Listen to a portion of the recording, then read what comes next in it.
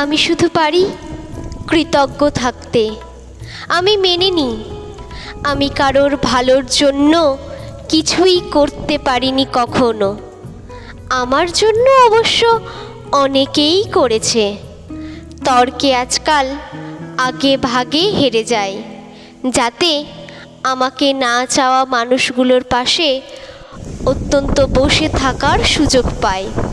দ্বিধা আর শঙ্কা নিয়ে প্রত্যেকটা মুহূর্ত আমি সুন্দর এবং স্বাভাবিক মৃত্যুর চিন্তা করি।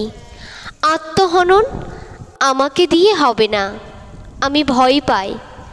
আলাদিনের চেরাগ যদি কখনো কোনো ইচ্ছে পূরণ করে দিতে চাই, আমি বলবো, যাকে আমি ভালোবাসি তাকে ভালো রেখো। আমি শুধু পারি কৃতজ্ঞ থাকতে।